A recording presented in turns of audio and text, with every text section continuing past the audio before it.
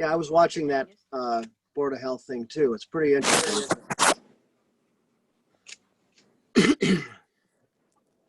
All right, as a preliminary matter, this is Rob Benchley, permitting to confirm that all members and persons anticipated on the agenda are present and can hear me.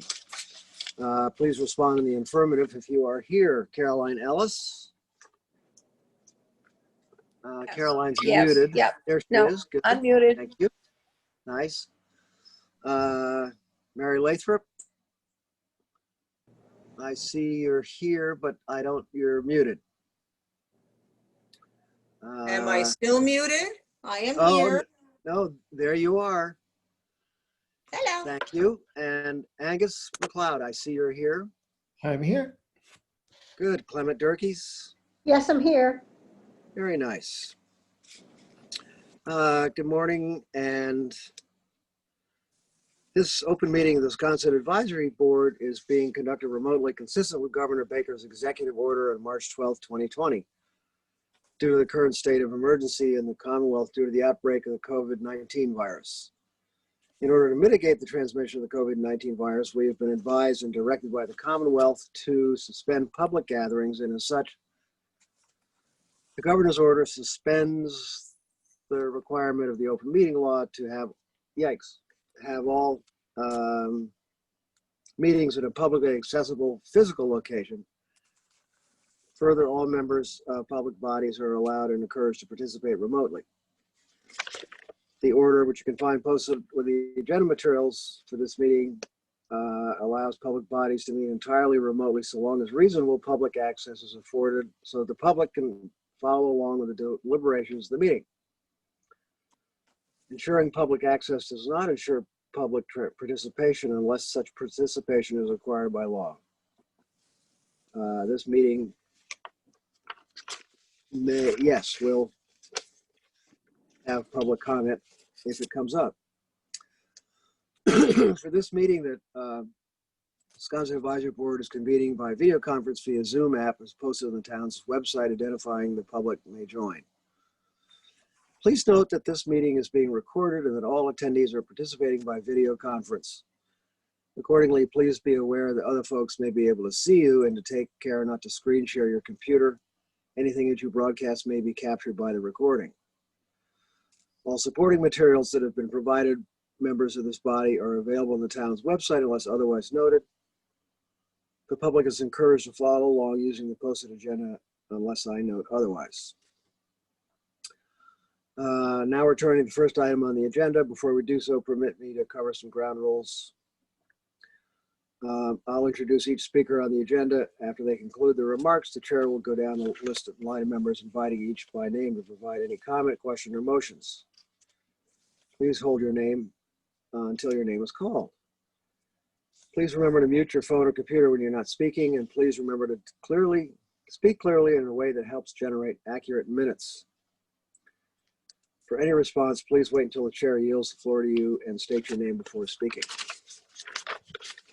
If members wish to engage in a conversation with other members, please do so through the chair, taking care to identify yourself. After all members have spoken, the chair will afford public comment to those members of the public that have joined the meeting by Zoom.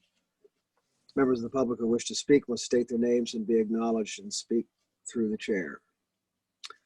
And finally, each vote taken in this meeting will be conducted by a roll call vote. That having been said, meeting has been called to order. Members are present, and I'll make a motion to adopt the current agenda. I'll second that. Thank you for the second. That's great. Roll call. All right, and everybody, Caroline Ellis. Yes, yes. Thank you. Mary Lathrop Will. Yes. Thank you. Angus McLeod. Aye. Clement Durkees. Yes. Thank you. And Rob Benchley is a yay. That motion is made, seconded, and is unanimous. So our first and apparently only new business on the agenda is the Carruthers property at 38 Brunel Street, which is at the top of Clifton. Clifton, thank you. And we've seen this application before, not this particular application, but this is an addition, I believe, to an existing solar array on the garage behind the house. That is correct. And I've actually walked out because it's not far from me to look at the property. It's barely visible from the street. Even the current solar array panels are barely visible. These are less visible than the current ones. Yeah, I note with the photographs that are provided with this application are quite clear to that effect. And I guess they're either adding to it or putting a different array on that's going to cover the whole roof plane to the south. And Yeah, it looks to me as if it's additions, and so they're really going to have quite a lot of solar power, I hope. we should dig out our extension cords.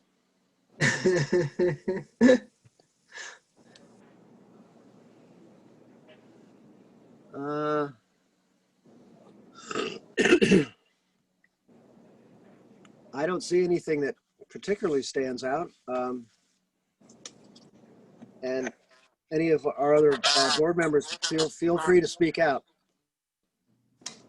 Mr. Chair, this is Angus. I think that this is actually an improvement when you cover the whole surface with panels. It actually, I think, is less of an issue than when you just see part of the roof covered with the panels, and they're already existing, and the photographs show that they're not really seen. So due to lack of visibility, I don't have any issue with this. I don't either. Okay. I have no issues. I think it's a great idea. Yep, good thing. Yeah. No issues for me. All right. And the chair notes that he himself has no issues either. So having said that, also on the agenda, if we have any further information on 19 Broadway, where the air conditioning Yes, unit. Mr. Chair, I do have I do have an update, I should say. So in addition to you all bringing that to our attention, as well as some other abutters in Sconset, there have been conversations with the contractor of that project. The contractor has stated that they're still working on the project. There's been correspondence between Kathy Flynn in our office and the contractor. I've been copied on those emails. I'm not obviously getting in depth with every single email, but I've been watching those conversations going. They're supposed to keep her up to date on when they move forward. They understand that it's not complete. They understand that people are, questioning on why it's not complete. So until I find anything other than that, I will let you know, but it sounds like the contractor's on it. That's it. I Thank have you. one comment. Rob, Absolutely. it's Caroline. Yep, go ahead. Thank you. Thank you. I just walked by the other day and it looks like there's a Renai on Front Street that's been added. That would be probably on the back of the kitchen, or I can't remember what room is behind that. But there's no attempt. I think they're essential for the houses. I don't mean that. But Yeah. there's no attempt to in any way mask it, or I don't know what the choices for location were, but it's the same building. So I just would make that comment. Yeah, that's thank you for noticing that, and we will put that in our heads when it comes time to when they go for their CO or whatnot. Or I mean, I don't remember seeing an application or that as part of that application. Correct me if I'm wrong, but you're right. It's one more little thing. Right. Or one more big thing. If at the end of the day, they have not completed the project or they added something that was not included within, say, another revision, that will be noted and that will be identified. Okay, As part of the inspection, I can personally tell you from inspecting, I did a lot more inspections a couple years ago than I've done right now, obviously. And so Kathy Flynn helps me out.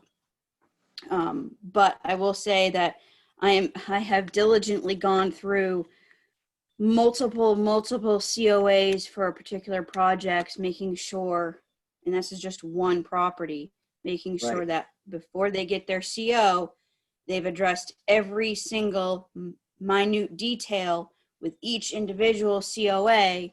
And sometimes the contractor won't even indicate all the individual COA. So that can be time consuming all in itself.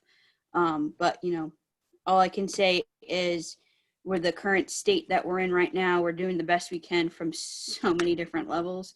But it does help when people like yourself, you're out there all the time, as well as neighbors inquire on what's going on with a particular piece of property, because we can't obviously, as you know, be everywhere and notate everything. So it does help. There is a process. I think the biggest thing for us is from an enforcement standpoint, obviously you all have a kind of, you're more privy to the information. You're part of the intimate conversation. But the general public, they sometimes expect to have, you know, an update on a particular inquiry. And we don't have the staff, time, manpower, or requirement to, you know, inform everybody once they inquire on something. And that actually has been very time consuming all in itself to explain that. Say, hey, you know, thank you for that. We are working on it. But then they want to know, well, what's the status? Can't do that. We've got so many other things on that's bogging us down. But obviously you all are in a different position and obviously are helping us out. And I greatly appreciate that. I know Kathy does. So obviously we're going to have that communication. So we'll definitely keep this on the agenda. I think it needs to be kept on the agenda until they're closed out. I do too. Yeah. great. Okay, thank you very much for that, Holly. And we all know You're that welcome. that office is bombarded continually. And that's, if we're done with that, just another note on 36 Main Street, the Marconi Station. Any other further information from our members or I mean, I recall that it may be outside of the HDC realm, if I'm correct. And I don't know what else to say about it, except that it's still in that corner. pretty. Mr. Chair, I just want to let you know, I apologize. I have not looked into this further as far as looking to see on what the conversation, discussion, final motion was when Yeah. the HDC approved those changes. You know, I think that is from an HDC standpoint is first and foremost to see if the HDC actually, you know, had a conversation, had that emotion. If not, looking into, you know, maybe NHA, wasn't that sign originally something that the NHA did? Yes. Yeah. And I can at some point spearhead that and speak to even James myself. I could simply email him and see if he has any information on it. If not, if that needs to go to somebody else, not a problem, but I can definitely do my part. I just don't know exactly when I can do that, but I will put that on my mental note to do. Okay. Just even as simply email. But yes, you know, I think that so we can have a comprehensive understanding. You know, you all brought it up during the review process. Did it get discussed at when the HDC made their review and comment? So I think that's an important concept with it first. Great. Well, thank you very much for that, Holly. And, you know, by the end of the day is fine. So. Yeah, right, Rob. Meanie. I know. I'm just kidding. Uh, I have one comment about that. Is that something that would have been part of the, application when the proposed renovation took place? And or is this, because it's a sign, was it part of, the sign committee to designate where this was located and holding it in its current location? I would imagine if anyone wanted to actually put up a sign in their yard, they would have to have some sort of approval of where it goes and what it would look like. Yeah. It doesn't seem like this would be any different. But I think, You're Rob, absolutely correct. didn't it go up years and years ago? yes. We didn't even know who the head of the NHA was, or I didn't, Yeah, and in the photograph. in the photograph, right? And I'm trying to find that right now. I bet it was, Sarah was a little girl. We used to stop at that sign all the time. So it's got to be more than 30 or 40 years that sign was up. Was it Hugh Chase back in those days? Was the president of the NHA? You might be able to identify him, Mary, but I didn't Hugh know who Chase it was a tall, white-haired Yes. bank, looked like Yep. a banker. Yep, that was he. Yep. Holly, if there's an existing sign and someone no longer wants it, do they have to have approval for removing it? Or can they just take it away? I don't believe, from the sign council standpoint, representing the HDC, I don't believe they do. Obviously we know that all signs have to get approval from the HDC through the sign council. So I've never heard of that, even in my time being a sign Nazi in my former job outside of Nantucket.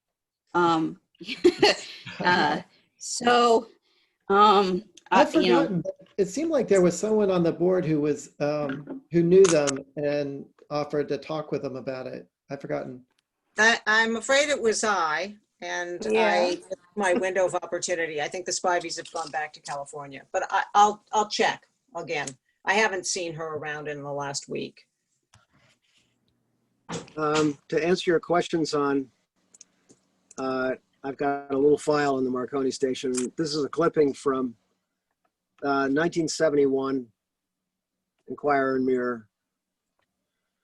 That would be Hugh Chase was the president back then. And I know. it was, it's there's a photograph of them installing the sign with neckties, and it's Henry Coleman, president of the Historical Association, Oh, okay. holds the, oh yeah, there he is, okay. Denoting the site of the first commercial wireless station. So that was 71. And then I also have a huge document on that the prior owners submitted with their application. And I'm just trying to see if there's anything about the sign, and maybe I should have looked at this before we.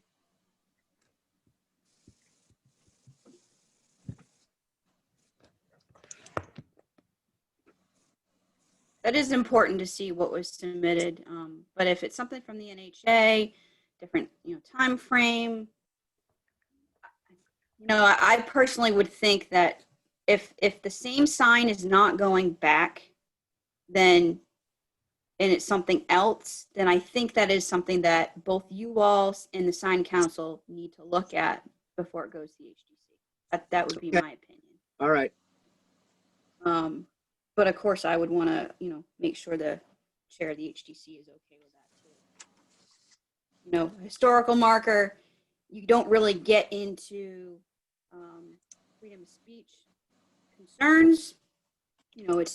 It's promoting the history of that location. It would be just making sure that the sign, is within the specs of what the HDC wants, that the sign council upholds. But I wouldn't, as far as a new design goes, if they're wanting to put the same one back, I think that would be a win-win, but that's just my personal take on it. But we don't know where it is, Holly, is that correct? The original sign? God, no, probably not. So Okay. do you think the contractor disposed of it? Well, the previous owner, Bilichik, not Belichick, but Bilic. That's the document I'm looking at when they first applied for the renovations on the Cahoon house, who they bought it from. I don't see anything about the sign on it, just in this document. So So it wasn't touched at that time. It remained. yes, Okay. I think it's the new owner that removed it. Yeah. Right. Maybe with Mary knowing the new owners. Yes. Put it on you, Mary, if you could reach out to them and find out if they know where it is, if they took it down. Or The original contractor or what. sign, yeah, if the original's exactly. And I will ask around that neighborhood. I have another theory as to where it might have gone in the If- depths. Mary, if you know them, seriously, it could be a 5-minute conversation. Like, Yeah. what happened to the sign? Yeah, I mean, it's not I accusatory barely or know anything, Laura, but yeah, I will also ask that. I do know the next door neighbors rather well, and they might know something. I think we're taking too much time on speculation when we could just go to the point and ask, where's the sign? Mhm. And they might say it disappeared on the construction site, and it is what it is, but at least they probably know. yeah. All right. I have a photograph of the original sign taken in 2007. Good. Thank you. Just for reference. Yep. Uh, Can you show it, Rob? yeah. Well, that's what I'm trying to do. Oh, okay. Sorry. I have to think about. I can send it to Holly if she's still interested. Just hold it up to your camera. Oh, okay. Hang on. Yeah, that's a good idea. I mean, if it's freestanding. No, it's a photograph in Photoshop. Hang on. I'll pick up. That might be harder. No, here. Let's try this. Look at that. Ooh, good job. Yes. Yeah, so Some it's of that. metal and it looks like it's rusted out.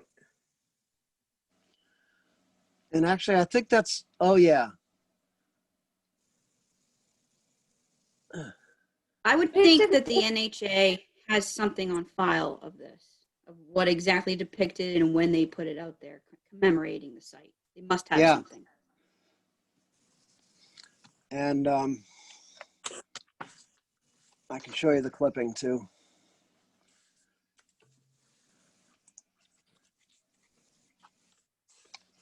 See, it's a great sign. It's not objectionable. I mean, it's a sign. Jeepers crow. There's the photograph. Look at the Milestone Road and the mess they've made of that. You're going to come to a stop sign. Oh, okay. People are going to cross the road up ahead. Oh, okay. Oh, right. Yeah. Are we all stupid or what? Yeah. But you can't put this up. I'm just stupid, honestly. All right. Mr. Chair, if I may, Yes. I have two other things on the agenda. Okay. If you haven't heard already about our Resilient Nantucket, which is that program that we have been so patiently working on, which is part of the MVP action grant that we received from the state of Massachusetts, Commonwealth of Massachusetts, for the design for adaptation, the design guidelines for our FEMA flood and low-lying areas within the NHL. This is our first community forum that we were scheduled originally in March, but due to COVID, affected everything. we had to postpone. And so now our consultants will be having this community forum this Friday, 2 different times at 11:30 and 6 o'clock. You can go right to the Resilient Nantucket page and click on the links if you haven't done so already. And if you want to join, that would be great. We'd love to have you. I'll be facilitating that through the NCTV's Zoom webinar. And then I also wanted to touch base with you all. I know Angus knows about this, but last year I sent emails out to all the advisory board members, as well as obviously our commissions, about the Commission Assistant Mentoring Program, which is called CAMP. And it's hosted by the National Alliance of Preservation Commissions, which is a nonprofit education organization that's been around for quite some time. I've been diligently talking with them, their executive director, on creating our camp. Instead of having obviously an in-person camp, which is what I was trying to do due to COVID, they've switched gears and are doing it via webinar. And we're scheduling those for 2 different Fridays for 3 hours each Friday, November 6th and 13th. Those times to be determined, but this camp is going to bring 3 different trainers from, and they're highly qualified in the world of preservation, from everything from legal to ethics to the roles of commissioners and community engagement. And I really wanted you all as the start, you all are part of the whole conversation for education. You all are part of a branch, if you will, of the HDC. So I want to encourage you all, if you are interested, to participate. That was one of my biggest things, is education, education, education. And I think it's very important for people just to understand with this role of what exactly is preservation, how is it unique with Nantucket, and go from there. So hope you all will register when I get that information out to you, and I can't wait. I even have some members of the town staff in other departments that have been asking me, when is this going to happen? When is this going to happen? Because they understand, they need to know and appreciate and understand the uniqueness of preservation with Nantucket. We're not just, some other little town somewhere. We've got a lot of cultural, historical integrity. Look at this behind me. You all recognize that? No. Terry Sanford's new building, right? Yeah. But that's why we're very fortunate. There's a preservation restriction on that. So anyway, Yeah. I just wanted to bring that to you all's attention. Look for the emails that I send. Once I'll probably be sending out the trainers want to get an idea of who is going to attend. So I'll probably be sending out some not quizzes, but surveys about you all, just so they can understand how long have you been involved, what's your background, that kind of thing. But the members that that have said yes will train Nantucket, intimately know Nantucket. So they're fantastic people, and will definitely, I think, help us march in a good direction. So. Thank Holly? you, Holly, excuse me. Yes. Oh, I'm sorry. No, go ahead. I No, just wondered, are interiors included? The Farley house was just gutted, which is why I'm asking. As far as what? I don't know, any part of the training or consideration? Is the town looking at that at all? That's where preservation restrictions come in, to be honest with you, because the HDC, as you know, only has jurisdiction over the exterior. Yeah, I just didn't know if, with the seriousness of preservation and the importance of Nantucket in American history, if, what was happening. That's all. I know what the rules are. I really think, I really think that's where the education needs to come out, and for people to understand, I'm probably in the same boat as you. Is I cringe when I go into some houses that are just completely gut rehab. It looks like the original structure on the exterior, you go in, you're like, oh my gosh, what happened here? Unfortunately, because of, we don't have jurisdiction over the interior, and the only way we could is, and I say we, I think everybody in the preservation world, is when a previous owner or a current owner has the foresight to understand that they want to preserve the interior, and that's where they would go through for the preservation restriction. And as you know, MPT does those, which is great. Do you hold I the just- restriction here on that building? Do you hold it? This structure, yes. I will send you, if you have not seen already, the HDC had a special meeting on Friday about this preservation restriction. I will send you that link so you can watch it. So that way we're not running into open meeting law issues. Yeah, I did, That's okay. it's Rob. I did look at the, one of the agenda packs for the regular board, and that was posted there. And it's an interesting document. It's well worth reading. And looks like, and it was renewed a couple of times, it looks like. So that's definitely an important document. Thank goodness we've got that. That is all. And that's part of education overall for people to understand if they're very, very worried about what happens when they pass away or if they sell it or the family member sells it. There's preservation and conservation restrictions available for people for a reason. I think maybe things could come out of positiveness because I understand they're also not cheap. But if you have the foresight to think about preserving that history and that cultural significant structure, then I think that's important. There's Yes, also a fund available. Yes. Yes. And the There are Sconset different Trust, funds available. and the Sconset Trust does that out here. They Yes. have a number of buildings Right. with restrictions on them, and they're very up to date. And that's So that's kind good. of another thing too about this education. What is at a commissioner's fingertips to help promote preservation. Yeah. And you look at just the history of preservation in general. That was only from 1966 when it became a federal law. Just look how Nantucket is included in that, and how early on Nantucket became in that. But I think we have a lot more work to do.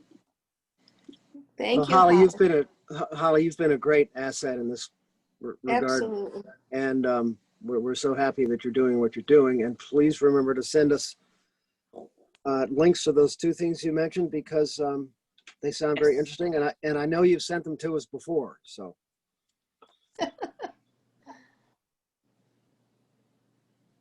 Will do.